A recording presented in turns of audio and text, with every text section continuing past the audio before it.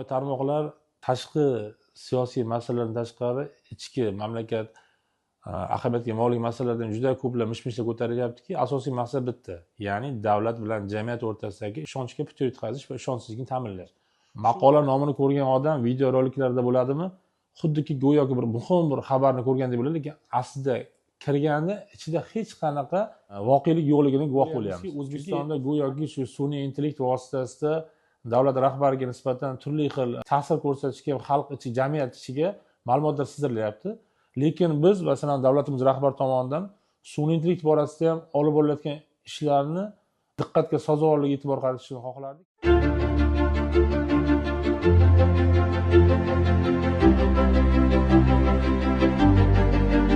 Bugun ijtimoiy tarmoqlar tashqi siyosiy masalalardan tashqari ichki mamlakat ahamiyatga molik masalalardan juda ko'plab mish-mishlar ko'tarilyaptiki, asosiy maqsad bitta, ya'ni davlat bilan jamiyat o'rtasidagi ishonchga putur yetkazish va ishonchsizlikni ta'minlash. Shu yo'lda turli xil mish-mishlar tarqatilyapti. Go'yoki ko'radigan bo'lsak, davlat rahbariga nisbatan korrupsion harakatlar olib borilayotganligi yoki hukumat rahbarlarini korrupsion harakat olib borilayotgani bo'yicha bir qancha ma'lumotlar sizdirilyapti.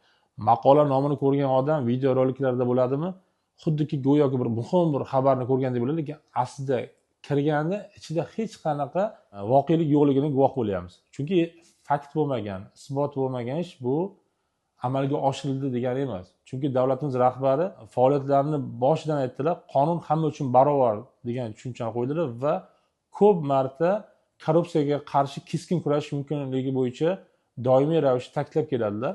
Va bu bo'yicha bugun mamlakatimizda juda keng ko'lamli ishlar amalga oshirilmoqda. Buni biz ko'rishimiz mumkinki, inson omilini kamaytirish maqsadida raqamlashtirish masalasiga juda katta ustuvorlik berilyapti.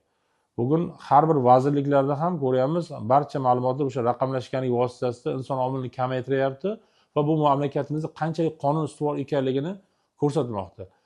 Va yaqinda yana bir manbalarda ko'ryapmizki, O'zbekistonda go'yoki shu sun'iy intellekt vositasida davlat rahbariga nisbatan turli xil ta'sir ko'rsatishga, xalq ichi, jamiyat ichiga ma'lumotlar sizdirilyapti.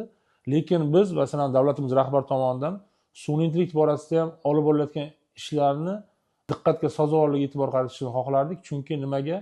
Biz bugun dunyodagi rivojlangan mamlakatlar kabi bu sohaga e'tibor qaratyapmiz va sun'iy intellektni eng yaxshi imkoniyatlaridan foydalanish kerakligi davlatimiz rahbari tomonidan ko'p bora ta'kidlab kelinmoqda.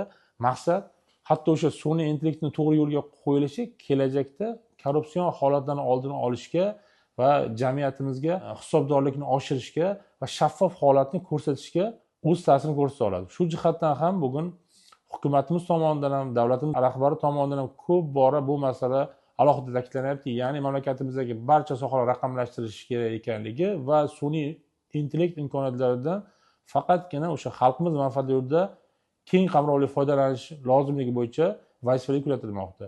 Bundan maqsad nima? Bundan maqsad o'sha biz aytayotgandek turli xil mish-mish tarqatib, jamiyat va davlat o'rtasidagi ishonchsizlik yaratishga harakat qilayotgan yoki o'zaro ishonchga putur yetkazmoqchi bo'lganlarning iddosiga javob sifatida ham o'z ta'siriga ega. Shu jihatdan biz faqatgina davlatimizni bugun olib borayotgan siyosatini qo'llab-quvvatlagan holda jamiyat a'zolarini har qanday ma'lumotlarga ishonib qolmasdan haqiqiy holatni va isboti bor, fakti bor ma'lumotlarga ishonishini so'rab qolgan bo'lar edik.